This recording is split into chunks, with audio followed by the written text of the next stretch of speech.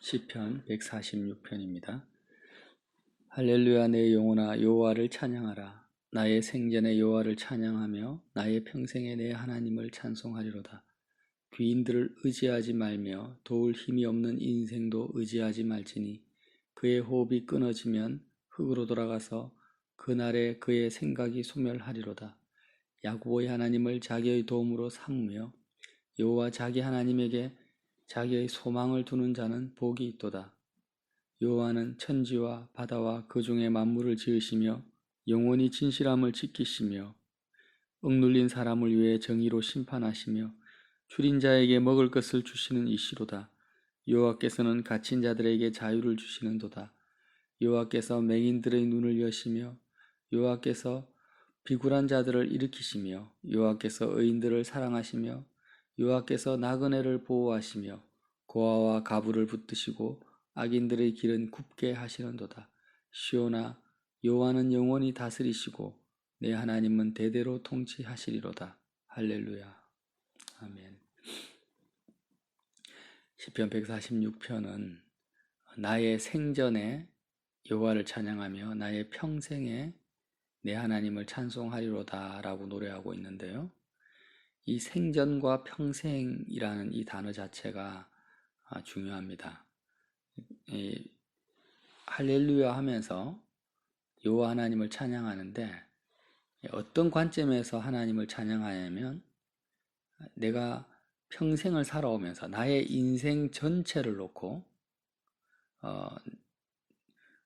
어머니 모태에서부터 죽는 순간까지의 나의 인생 여정, 인생 전체를 통틀어서 나를 인도하시고 나를 도우시는 그 하나님을 찬양한다라는 거예요. 그런데 어떤 인생을 말하느냐면 한마디로 말하면 세상의 처세술로 살지 않는 인생을 말하는 것입니다. 세상 처세술이라는 것은 여기서 제가 의미하는 것은 세상의 방법, 우리가 서점에 가면은 많은 책들이 있잖아요. 사업에 성공하는 방법, 뭐 10억을 몇 년 안에 버는 방법, 또 다른 사람의 마음을 설득하는 방법, 더 효과적인 상담자, 컨설턴트가 되는 그런 방법, 이런 여러 가지 처세술들이 있습니다. 통용되는. 사람들은 이제 지혜라고도 말하고 있는데요. 그런 처세술이 하나님의 자녀에게는 적용이 안 된다라는 것입니다. 그래서 그런 책들을 아예 읽지 마라. 다 나쁜 책이다. 이렇게 말하는 것이 아니라 세상 사람들의 자기 지혜와 자기 생각, 사람의 꾀로 살아가는 인생은 선택된 자에게는 적용이 안 됩니다. 하나님께서 오늘 말씀에 보면은요, 10절에 결론적으로 시온아 이렇게 적혀 있죠. 시온은 하나님이 선택받은 하나님의 자녀들이잖아요.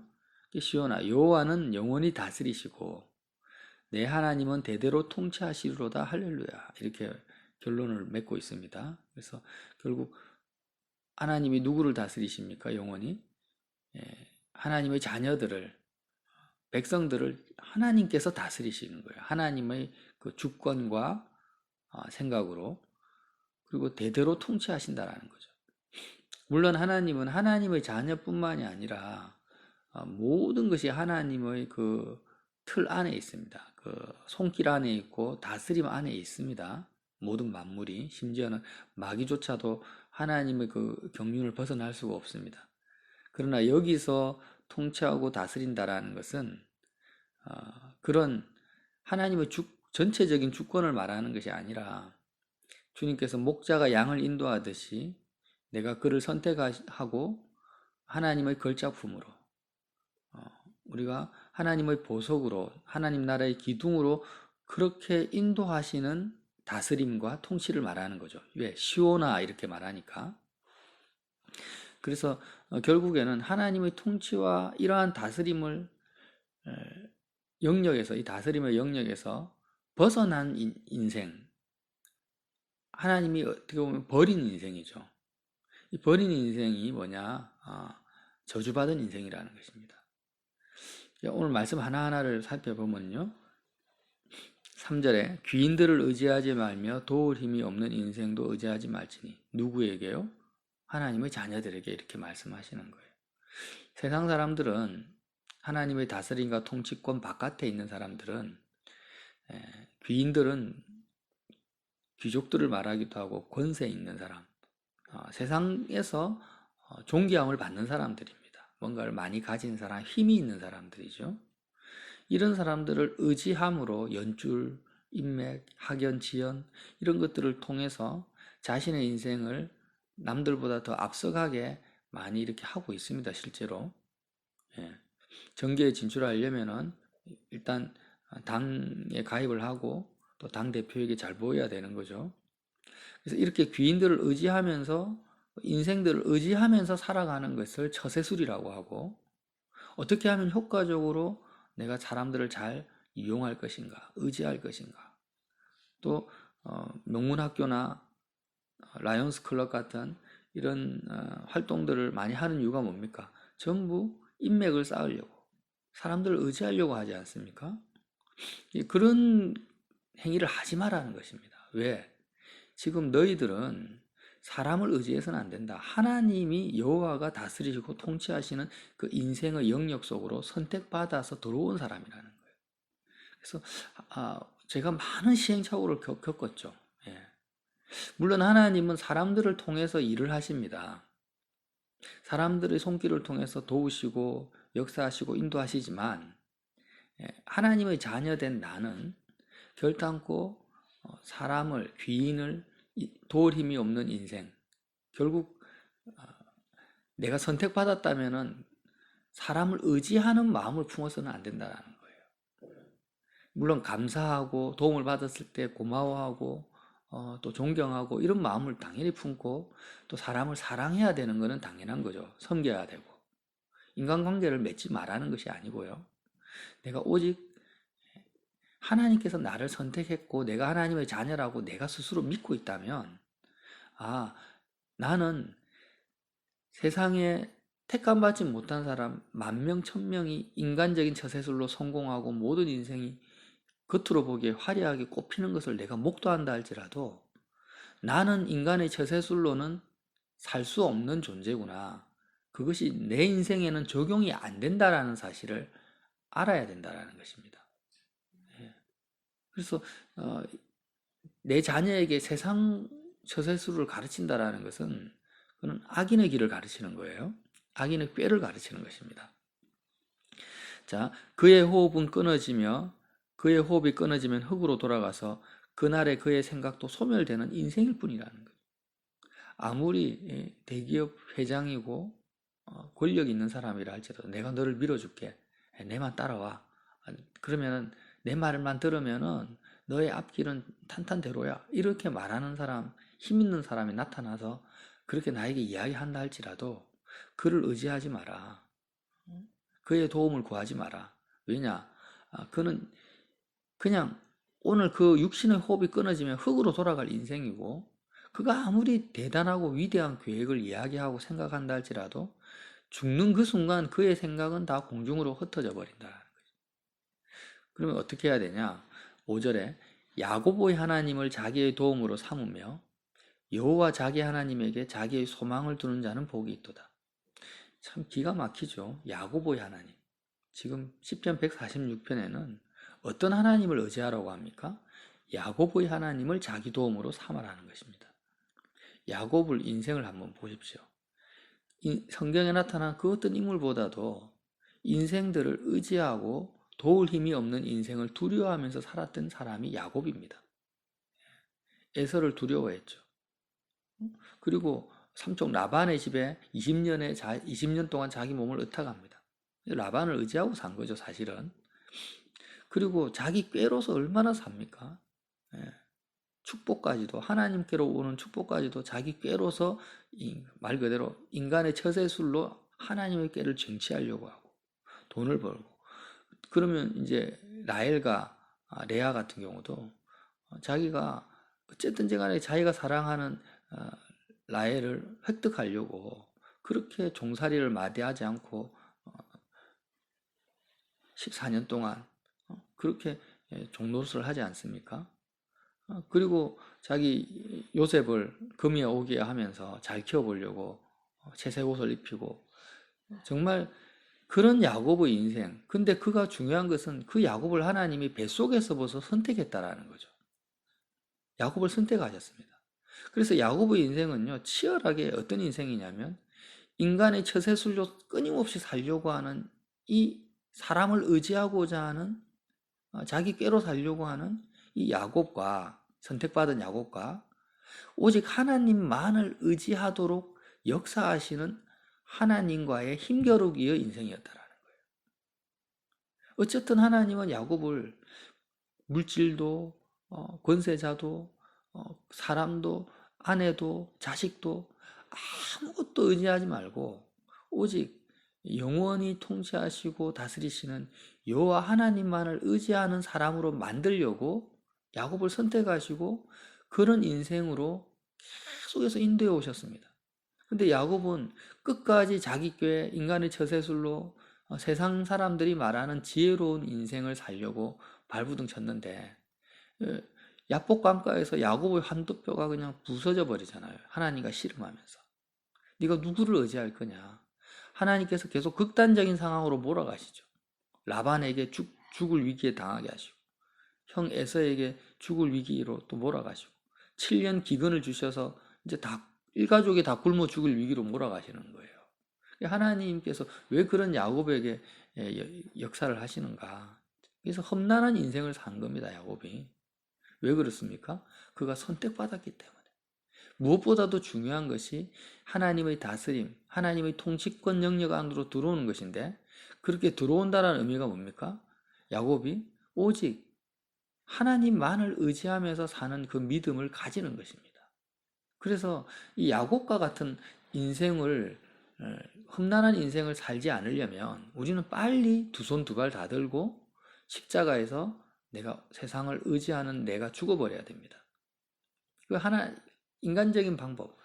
사람들이 아무리 뭐 로또 복권 당첨돼서 대박 났다, 뭐 여기에 부동산 투자했더니 막 성공했다, 주식 이렇게 투자하니까 좋았다 이런 말을 아무리 많이 해도 선택받은 자녀들은 어떻게 생각해야 되냐면 저런 사람들의 처세술은 내 인생에는 하나도 적용이 안 된다. 왜? 하나님이 버티고 서 있다. 내가 죽고 사는 것은 오직 하나님의 뜻과 손에 있는 거지. 내 지혜와 사람들의 말에 있지 않다라는 걸 알아야 된다는 거죠. 이 세상이 다 하늘이 무너져서 다 망한다 할지라도 하나님의 뜻이 있다면 나는 살 것이고 또 반대 하나님이 뜻이 있다면 나는 하나님 품으로 갈 것이라는 거예요. 그렇게 살게 하시는 역사하시는 하나님이 어떤 하나님이냐? 야곱의 하나님이라는 것입니다. 이 야곱의 하나님을 자기의 도움으로 삼으며 여호와 자기 하나님에게 자기 소망을 두는 자는 복이 있도다. 결국 하나님께서 야곱에게 어떻게 역사하셨습니까? 하나님께만 소망을 두는 자로 만들어 버리셨다. 130년의 험난한 세월을 사는 동안 하나님이 야곱과 씨름하시면서 오직 하나님에게만 소망을 두는 자로 야곱을 만드시고 인도해 오셨다라는 것입니다. 그래서 시편 기자가 뭐라고 합니까? 여호와 자기 하나님에게 자기의 소망, 그 평생의 소망을 두는 자는 복이 있도다. 자기 자녀나 부모나 친구나 어떤 귀인들에게도 소망을 두지 않습니다. 하나님만 나의 소망이라는 거죠. 소망이 뭡니까? 지금 내 마음에서 가장 소중하고 내가 가장 사랑하는 대상을 말합니다. 이 소망이라는 것이. 그래서 여호와는 천지와 바다와 그 중에 만물을 지으시며 영원히 진실함을 지키시며 사람들은 변합니다. 그러나 여호와 하나님은 영원히 진실하시다는 거죠. 자, 이제 7절부터 9절까지의 내용도 또 참 기가 막힌 내용인데요. 억눌린 사람들을 위해 정의로 심판하시며 줄인 자에게 먹을 것을 주시는 이시로다. 여호와께서는 갇힌 자에게 자유를 주신다. 맹인들의 눈을 여신다. 비굴한 자들을 일으키신다. 이렇게 말씀을 하세요. 나그네를 보호하시고 고아와 과부를 붙드신다. 자, 그러면 이제 이 내용이 무슨 말인가? 우리가요, 사람들을 의지하지 않고 세상 처세술로 내 인간적인 꾀로 야곱처럼 그렇게 하나님과 씨름하는 인생을 살지 않고 정말 소망을 하나님께만 두고 하나님만을 의지하면서 살면은요, 억눌린다라는 것은 압박을 받는다라는 거예요. 여기서 원어적인 의미는 영적으로 육적으로 압박을 받고 손해 당한다라는 거죠. 그리고 줄인다라는 것은 가난하게 된다라는 것도 뭐 포함되겠죠. 억눌리거나 가난하거나 갇혔다라는 것은 뭐 당연한 내용이고요. 맹인들의 눈을 여신다. 맹인이라는 것은 한 치 앞도 내가 보지 못한다라는 거죠. 내일을 내가 알지 못하는 상태를 말합니다. 그 비굴한 자를 일으키신다 할 때 비굴한 자는 원어적으로는 꿇은 자를 말해요. 그러니까 마음이 눌리는 자를 말하는 겁니다. 마음이 눌리고 역시 압박받는 사람을 말하는 거죠. 그 나그네는 뭡니까? 그냥 잠시 있다가 떠나는 사람입니다. 고아와 과부는 그 시대의 가장 사회적 약자를 말하는 것입니다. 아무도 의지할 수 없고 그 누구의 도움도 받을 수 없는 그런 인간관계에 있는 사람이 고아와 과부거든요. 자, 그러면 시편 기자가 억눌린 자를 하나님이 어떻게 하신다고요? 정의로 억눌린 자들을 위해서 정의로 심판하시고 줄인 자들에게 먹을 것을 주시고 갇힌 자에게 자유를 주시고 맹인의 눈을 여시는데 우리가 생각하기에 이렇게 생각하는 거예요. 내가 세상 처세술로 살지 않고 내 깨로 살지 않고 그렇게 하나님만을 의지하면은 억눌리지도 않고 사람들로부터 압박도 안 받고 갇히지도 않고 줄이지도 않고 정말 모든 것을 뭐 예언의 은사 같은 걸 받아가지고 맹인이 아니라 미래의 일을 착착착 하나님이 다 가르쳐 주시고 고아 가부 같은 신세가 안 될 것이다 생각하는 거예요. 근데 그게 아니라는 거죠. 지금 오히려 성경은 시편 146편은 뭘 말하냐면 너가 정말로 억눌린 사람이 되어야 된다라는 거예요. 갇힌 자의 위치에 서야 되고 줄인 자의 위치에 서야 됩니다. 실제로 맹인이 돼야 된다라는 거예요. 맹인.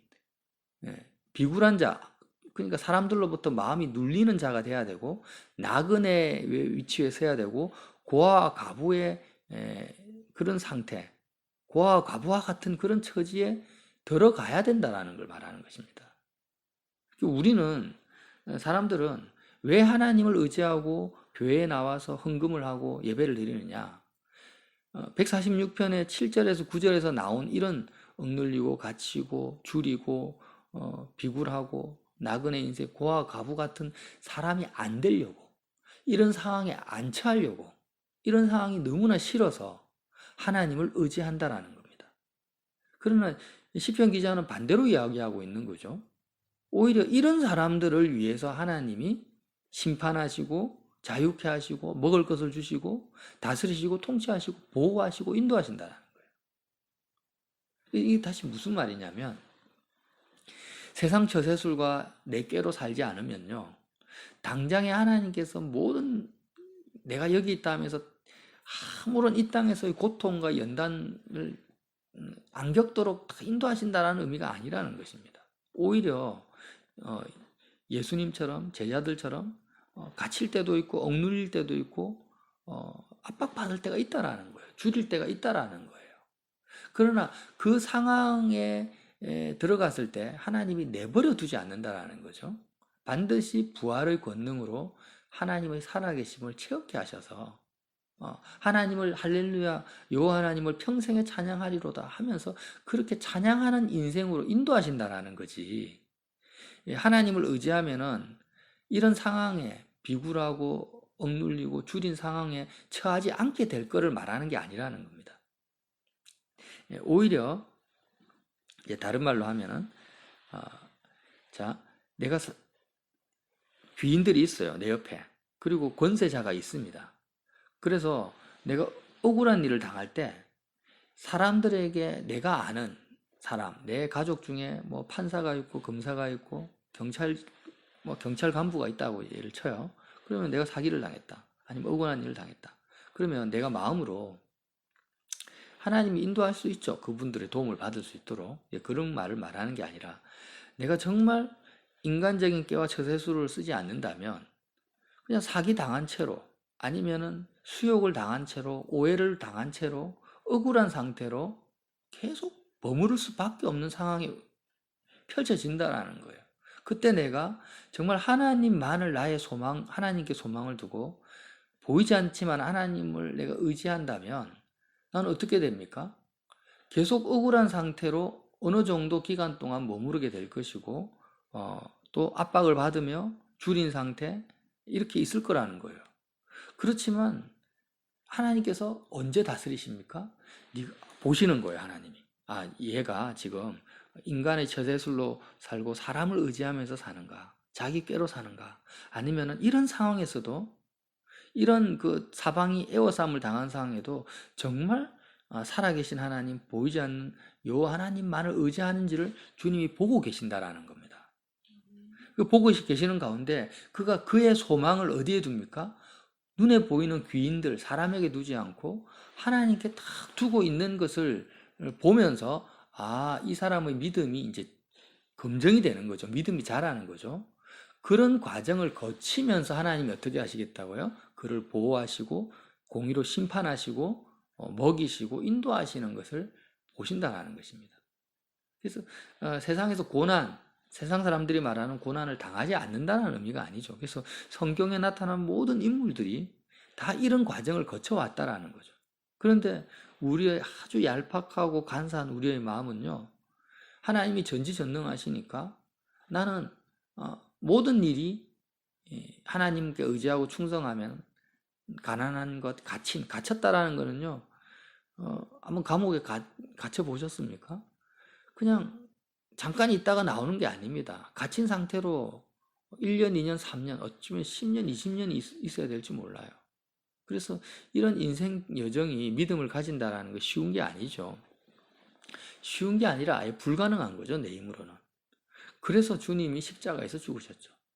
내가 만약에 억눌린 상태, 인간적인 꾀를 작동하고 얼마든지 그 상황을 벗어날 수 있는데도 불구하고 하나님을 의지함으로 억눌린 상태로 계속 갇힌 상태로 압박받는 상태로 고아와 가부와 같은 처지에서 인간적인 방법으로 벗어나지 않고 하나님을 의지함으로 계속 있을 수만 있다면 하나님은 반드시 도우시는데 하나님께 소망을 두면 하나님 반드시 도우는데 그렇게 잊지를 못하기 때문에 주님이 십자가에서 죽으신 거예요. 우리가 그럴 믿음이 없어요, 우리는. 그럴 만한 인내력이 우리에게 없습니다. 그런 믿음 자체가. 그래서 주님이 십자가에서 죽으신 거예요. 그런 믿음이 없기 때문에. 그래서 어떻게 하라는 겁니까?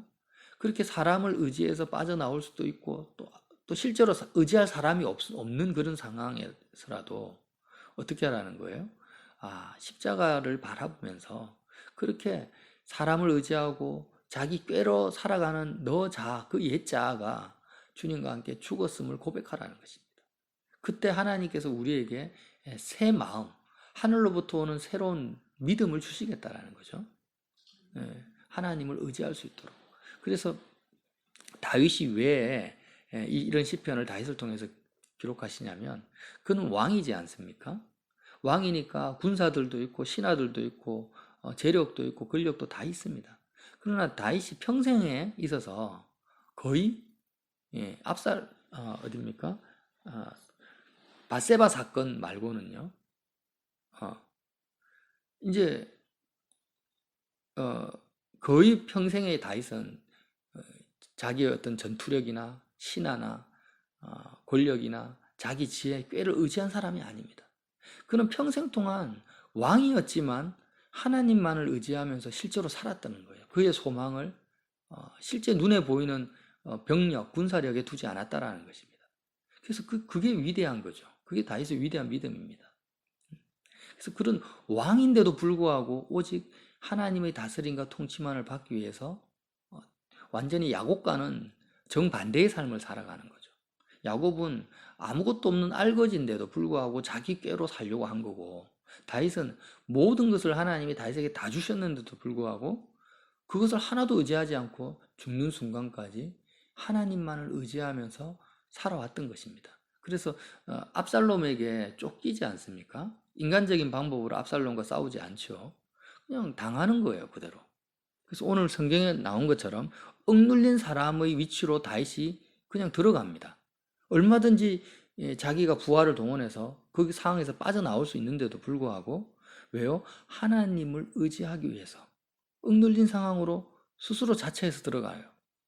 그래서 하나님으로 배부르기 위해서 목마른 사슴이 시냇물을 찾듯이 줄인 상황으로 들어가는 것입니다. 왜요? 하나님을 의지하기 위해서. 예수님 뭐라고 하십니까? 바리새인들에게 너희가 맹인이었으면 차라리 영적으로 볼 것인데 스스로 본다고 하니까 너는 영원히 맹인이다. 그러니까 여호와께서는 맹인들의 눈을 여시는 거예요. 내가 정말 하나님 아무것도 알 수가 없어요. 내일을 알 수가 없어요. 오늘 하루 하나님이 주시는 양식으로 살고 있고 내일은 무슨 일이 일어날지 알지 못합니다. 그렇지만 내가 주님을 의지할게요. 주님만이 나의 소망입니다. 이런 자에게 어떻게 해요? 미래의 일도 가르쳐 주신다라는 거예요. 진리를 깨닫게 하신다라는 거죠. 그런데 그냥 하나님 내가 미래의 일을 내가 알고 싶습니다 하면서 내가 그냥 미래의 염려와 근심과 걱정에 사로잡혀 가지고 탄탄대로를 꿈꾸기 위해서 어떤 은사를 구하고 예언자를 찾아가고 이렇게 하는 것은 뭐예요? 오히려 맹인의 눈을 여시는 맹인이 아니죠. 내가 보는 자가 되려고 하는 거예요. 그러면서 여호와께서는 비굴한 자를 일으켜요. 내가 사람들로부터 꾸름을 당할 때가 있다. 비굴하다라는 것은. 그냥 억지로 내가 막 사람들이 나를 굴복시키려고 나를 압박할 때가 있다라는 거예요. 근데 주님은 그렇게 내버려 두지 않는 거예요. 자, 다시 한번 정리할게요. 아무나 하나님이 무조건 맹인의 눈을 여시고 억눌린 자를 심판하시고 갇힌 자, 줄인 자에게 먹을 걸 주는 게 아닙니다. 억눌리고 갇히고 맹인이 되고 비굴하게 된다 할지라도 어떤 자요? 그런 상황이 있다 할지라도 하나님, 자기 하나님께 소망을 두는 자를 말하는 거예요. 하나님을 의지하는 가운데서 억눌려 바라는 거예요. 하나님을 의지하고 하나님께 소망을 둔 상태에서 줄여 바라는 것입니다. 굶주려도. 그러면 하나님이 반드시 나타나셔서 도우심을 체험하게 될 거라는 거예요. 하나님이 다스리심을. 하나님이 내가 하나님의 자녀됨을 알게 될 거라는. 세상 사람들은 이제 생각해요. 하나님이 살아계시다면 왜 저렇게 굶어 죽는 사람이 있고 하나님 사랑의 하나님이라면서 근데 왜 이렇게 전쟁 가운데서 저렇게 비참하게 죽는 사람이 있냐? 하나님 살아계시다면 어떻게 이렇게 세상이 엉망이냐? 이렇게 말을 한단 말이에요. 근데 그게 아니라 그렇게 굶어 죽기도 하고 그렇게 억울하게 당하는 사람들이요. 과연 몇 명이나 그 사람들이 하나님을 의지하면서 하나님께 소망을 두면서 그렇게 당하고 있냐라는 것입니다. 아무도 없죠, 아무도. 아무도 없다라는 거예요. 그러니까 인간 스스로가 하나님의 다스림과 통치권의 통치받기를 싫어합니다. 다 거부했어요. 하나님을 의지하지 않습니다. 내가 병들어 죽는 순간까지도 하나님을 거부합니다. 의지하지 않습니다. 하나님이 그를 도울 수 없는 거예요. 결국 따지고 보면. 그가 굶어 죽어가는 순간에서도 끝까지 인간의 처세술로 자기 께로 살아가요. 하나님이 그에게 먹을 것을 주실 수가 없어요. 하나님 왜? 자기 스스로가 하나님의 통치를 거부하니까. 그러니까 하나님의 자녀는 그렇게 살 필요가 없다라는 거예요. 굶주리라는 것도 아니고 가난하게 살아라는 것도 아닙니다. 그러나 꼭 육적인 환경이 아니라 우리가 얼마든지 감정적으로 영적으로도 이런 상황에 처할 때가 많잖아요. 사람들로부터 압박받을 때가 있잖아요. 억울할 때가 있잖아요. 내가 변론하고 싶고 대들고 싶고 큰 소리 치고 싶을 때가 있잖아요. 그럴 때마다 우리는 어떻게 해야 됩니까? 내가 할 수 있다고 내 능력과 내 힘을 의지하지 말고 또 다른 사람의 힘을 빌리지 말고 그런 상황에서 어떤 사람이 되라는 거예요? 하나님께 소망을 두고 야고보의 하나님 그 하나님을 내가 씨름하지 말고 하나님을 의지하라는 것입니다. 그러면 하나님이 실제로 보이진 않지만 살아계셔서 나를 도우시고 건지시고 채우시고 붙드시는 것을 경험하게 된다. 이게 성도의 믿음입니다. 그래서 9절에는 여호와께서는 나그네를 보호하셔요. 똑같은 말이에요. 야곱이요, 바로 앞에 섰을 때 내가 험난한 인생, 나그네 인생을 살았다고 고백해요. 사람들은 나그네로 인생을 살지 않는 거예요. 나그네를 보호하시는데 어떻게 해요? 내가 이 땅에서 든든한 기반을 잡고 그냥 철옹성을 세워가지고, 나그네가 아니라 이 세상에서 털을 닦고 내 기반을 잡고 그냥 완전히 이 땅에서의 든든한 나의 낙원을 구축하려고 살지, 잠시 있다가 떠나가는 나그네 인생으로 가정생활을 하고 직장생활을 하지 않습니다.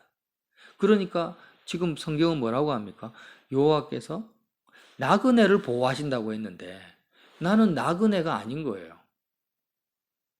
나그네 될 마음이 없는 거예요. 그냥 내가 사는 데까지 최선을 다해서 잘 먹고 잘 살고 싶은 거예요, 이 땅에서. 하나님의 보호를 거부하는 거죠. 근데 정말 한번 나그네가 돼보라는 거예요. 아니, 물론 재산이 많고 좋은 집도 남편 가족 다 있다 할지라도 너가 정말 하나님의 보호를 받고 싶다면 너는 이 땅에서 나그네로 살아야 된다. 나그네의 믿음을 가지고. 그 말씀입니다. 그 고아와 과부를 붙드신다. 하나님이 내가 두렵고 힘들 때마다 나를 붙들어 주기를 원하죠. 모든 그리스도인들이. 근데 하나님의 붙드심을 경험하는 사람은 극히 소수입니다. 왜 소수일까요? 하나님이 안 도와주고 싶어요? 그게 아니죠. 내가요, 고아와 과부, 아무도 도울 사람이 없는 그런 처지에 있는 사람이죠. 그런 고아와 과부의 입장에 서 있지 않습니다. 귀인들을 의지하지 않고 인생들을 의지하지 않은, 의지할 수가 없는 사람이 고아와 과부인데, 그런 고아와 과부의 입장에 서지 않고 무슨 일만 생기면 사람들을 찾아가는 거예요. 내가 그냥 말하고 싶어서 견디질 못하는 거예요. 특히 여자들이 그렇잖아요. 내가 어떤 사람 억울한 일, 조그마한 일만 생겨도 고아와 과부는 어디 가서 항소할 사람 때가 없어요. 자기 처지를 이야기할 사람도 없는 사람이에요. 정말 내가 고아와 과부와 같은 입장이 돼서 살아계신 하나님께 내가 기도로 아뢰는 겁니다. 내 고통과 답답함과 연약함을. 그렇게 할 때 하나님이 어떻게 해요? 하나님이 직접 그를 붙드신다. 그에게 평강을 주시고 그를 위로하시고 인도하신다라는 것을 이제 말씀하시는데, 지금 성경에 나타난 이런 사람들의 유형을 내가 싫어하고 멸시하는 것입니다. 예수님이 사역을 하실 때 누가 예수님을 만났습니까? 병든 자들, 귀신 들린 자들, 세리와 창기들, 그런 사람들이 예수님을 만났어요. 그런데 우리는 성경을 읽으면서 어떻게 생각하냐면, 나는 귀신 들린 자가 아니다. 나는 병든 자가 아니다. 안전뱅이가 아니고, 나는 맹인도 아니고, 나는 세리도 아니고, 나는 창기도 아니고, 그래서 감사합니다. 이렇게 생각을 해요. 마치 두 사람이 기도를 하는데 한 사람은 나는 저 세리와 같이 않아서 감사합니다, 주님. 바리새인이 그렇게 기도를 하는 거예요. 하나님은 그의 기도를 듣지 않으십니다. 오히려 세리는 어떻게 합니까? 주님, 나는 너무 죄인입니다. 하늘을 우러러 내가 고개도 못 듭니다. 하니까 하나님이 그 기도를 받으시는 거예요. 그런 것처럼 우리가 이 땅을 살아가면서, 오늘 하루를 살면서 이 시편 146편 말씀이 누가 썼습니까? 다윗이요, 왕이 썼습니다. 근데 다윗이 어떤 마음으로 썼을까요?